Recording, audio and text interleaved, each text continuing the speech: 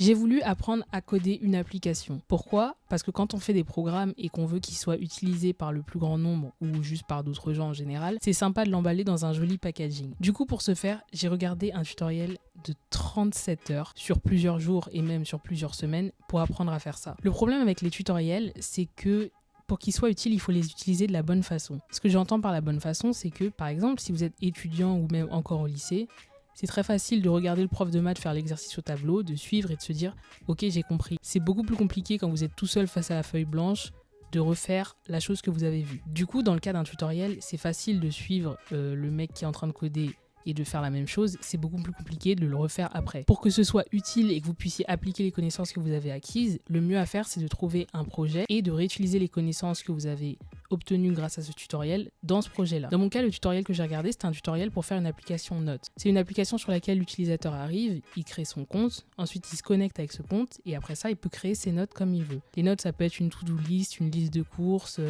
les exercices que vous avez à faire pour votre prochaine séance de sport, ce que vous voulez. Donc je me suis dit, il faut que je trouve une idée à peu près similaire à celle-là, un peu différente, comme ça j'apprends des nouvelles choses, mais qui reste dans le même scope, comme ça j'utilise les connaissances que j'ai déjà, enfin les connaissances que je viens d'obtenir. Pour trouver une idée de projet, le plus simple à faire, et ce que tout le monde devrait faire à mon avis, c'est regarder dans votre propre vie un problème que vous avez. Ça peut être un problème que vous êtes en train de résoudre, un problème que vous avez déjà résolu ou un problème que vous voulez résoudre. Pourquoi il faut faire ça ? Parce qu'on a tous plus ou moins les mêmes problèmes. Peu importe ce que vous avez fait dans votre vie qui a réglé un de vos problèmes, il y a forcément au moins une personne dans ce monde qui a exactement le même problème que vous et qui aimerait bien entendre ce que vous avez à lui dire et comment vous pouvez l'aider à résoudre ce même problème. Par exemple, si vous avez perdu du poids, si vous aviez de l'acné et que vous en avez plus, si vous aviez pas d'argent et que maintenant vous avez beaucoup d'argent, n'importe quoi, on a tous les mêmes problèmes. Du coup, j'ai cherché un problème dans ma propre vie, un petit problème évidemment, et voilà ce que j'ai trouvé. Quand je suis au travail, généralement, surtout vers la fin de la journée, 16h, 17h, et que je vais bientôt rentrer chez moi, je commence à me demander, est-ce qu'il y a quelque chose qui manque chez moi, que j'aurais besoin d'acheter, que je peux acheter avant d'arriver à la maison en passant au supermarché du coin. Généralement, c'est de la nourriture. Mais tout ça pour dire que si je note pas ce que je dois acheter et où je dois l'acheter, j'oublie. Le temps d'arriver dans les transports, de faire tout mon trajet et d'arriver au supermarché, j'ai déjà oublié que je devais aller au supermarché et encore plus ce que je devais acheter. Ce que je fais parfois pour remédier à ce problème, c'est que je note quelque part qu'est-ce que je dois acheter et où je dois l'acheter. Mais pour que ça marche dans mon cas, il faut que la note, elle soit visible. Si je le note sur mon téléphone, je vais oublier que j'ai mis la note dans mon téléphone. Si je le note sur un papier, je vais perdre le papier. Donc ce que je fais généralement, c'est que je le note dans ma main. Donc je prends juste un stylo et j'écris dans ma main, je dois acheter ça à tel endroit. Je suis sûre qu'il y a au moins une autre personne sur cette planète qui fait la même chose. Parce que la dernière fois, je discutais de ça avec mon collègue et il m'a dit « Mais Laura, personne fait ça. Donc dites-moi en commentaire si vous aussi, quand vous voulez pas oublier quelque chose, vous le notez dans votre main. » C'est impossible que je sois la seule à faire ça. Bref, tout ça pour dire que l'idée de l'application, elle m'est venue de là. Je dis pas que c'est une application qui n'existe pas déjà, l'idée c'était en aucun cas de faire un truc révolutionnaire, c'était juste de trouver une petite idée pour mon projet. Donc l'application, qu'est-ce que c'est ? C'est une application qui permet de créer ce qui deviendra une notification qui va popper sur votre téléphone à un moment donné et même pourquoi pas à un endroit donné pour vous rappeler que vous devez faire ça à telle heure et vous devez faire ça à tel endroit. Ça se rapproche de l'application Note dans le sens où c'est quand même une petite note à créer et le petit truc en plus c'est la notification qui pop sur votre écran. Ça c'était pour le début du projet et je me suis dit qu'on va commencer simple et qu'on rajoutera des features au fur et à mesure si besoin. Donc pour ce premier épisode, l'objectif c'était de créer les 3 pages principales, une page pour créer son compte, une page pour se connecter et une page où les notifications qu'on a créées s'affichent.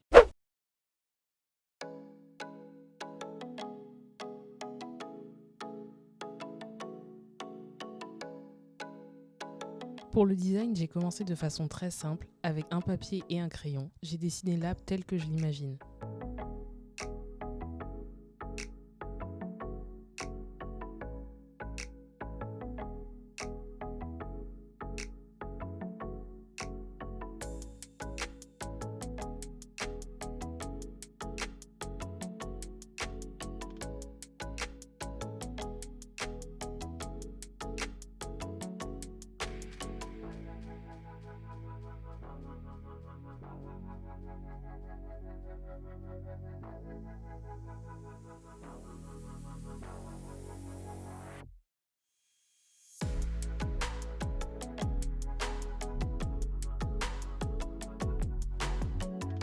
Pour avoir des visuels un peu plus propres à vous présenter, j'ai utilisé le site Figma.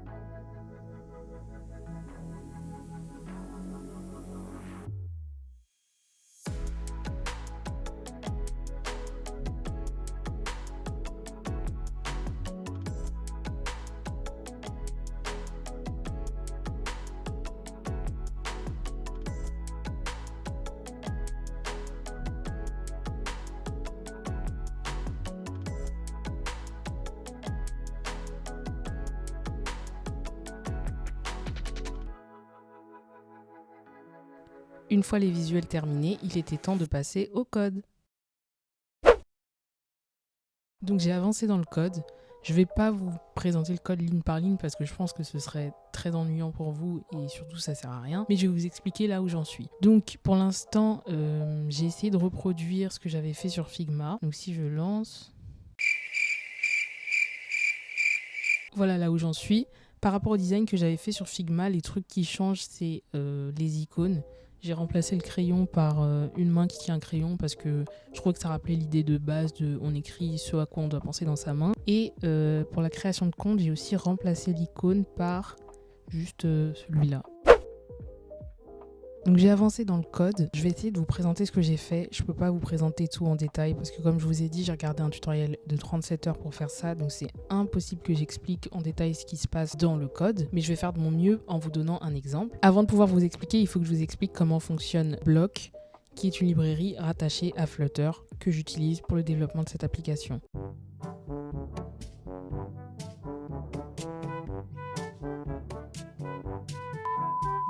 Je vais faire mon mieux pour vous expliquer comment un bloc fonctionne rapidement. Déjà parce que je suis en position squat pour que vous me voyez et le tableau et moi et que ça fait mal. Et aussi parce que vu que c'est pas un tutoriel, le but c'est pas que je vous explique de A à Z comment ça fonctionne, c'est juste dans les grandes lignes. Vous avez un bloc.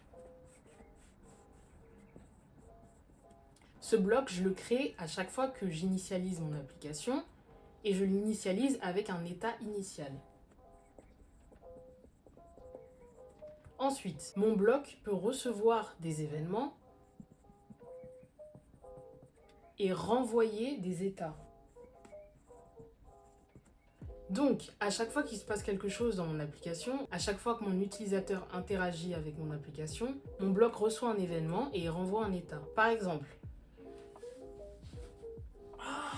quand vous appuyez sur le bouton connexion, mon bloc il reçoit l'événement, quelqu'un essaye de se connecter.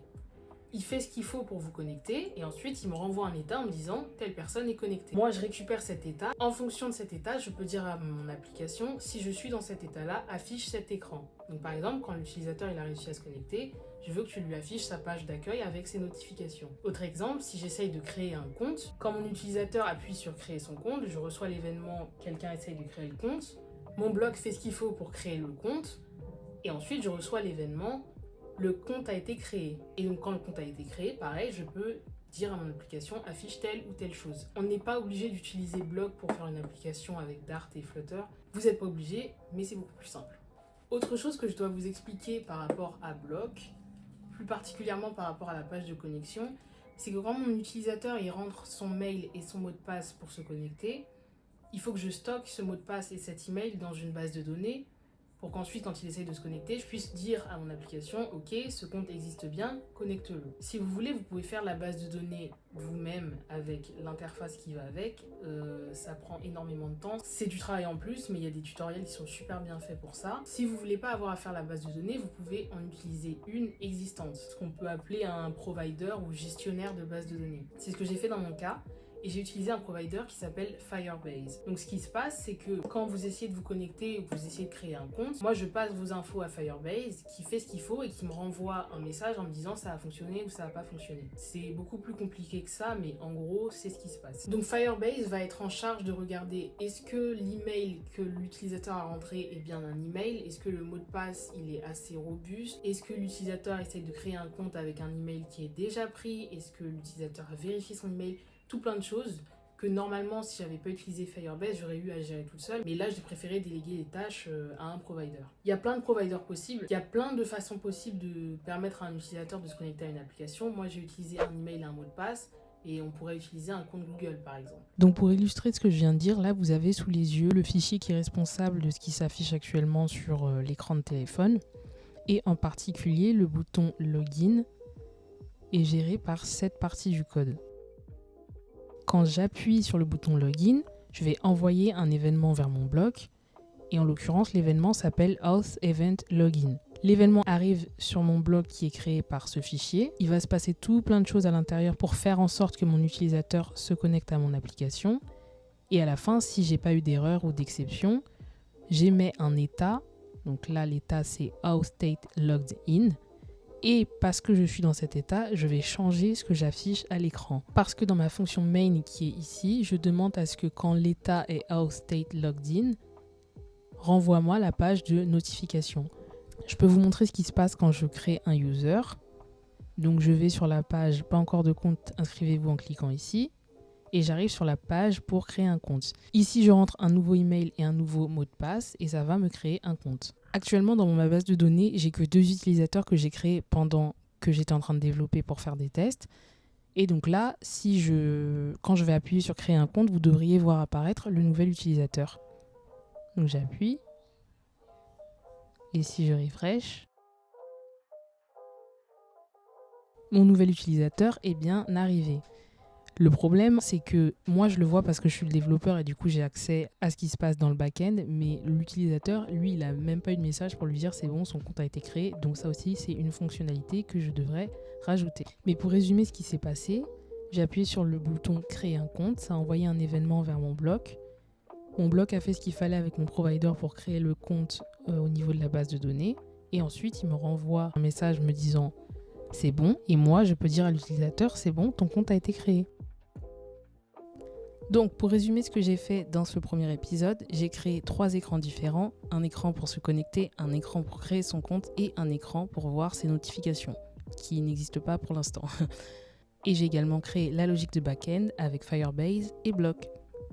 Donc, ce qui me reste à faire pour mon application, et que vous verrez dans la prochaine partie, c'est faire en sorte que l'utilisateur puisse valider son email. Pourquoi on demande à l'utilisateur de valider son email? C'est dans le cas où, par exemple, moi je connais votre adresse email, je me crée un compte avec, et vous, le jour où vous voulez utiliser cette application et créer votre propre compte, on va vous dire bah non, votre email est déjà utilisé alors que vous n'avez pas de compte sur l'application. C'est pour ça qu'on demande aux gens de vérifier leur email. Deuxième chose et très importante, il me faut les dialogues qui disent à l'utilisateur ce qui se passe. Parce que pour l'instant, je vois quand l'utilisateur a créé son compte, mais c'est parce que je suis le développeur. Mais l'utilisateur qui va utiliser l'application, il va pas comprendre ce qui se passe si je lui dis pas ok, ton compte est créé, ok, ton email est validé, ah là il y a une erreur, etc., etc. Donc il faut que je crée ces dialogues. Voilà, c'était tout pour ce premier épisode. J'espère qu'il vous a plu. Si c'est le cas, n'hésitez pas à laisser un commentaire, un like et à vous abonner. Et je vous retrouve pour le prochain épisode.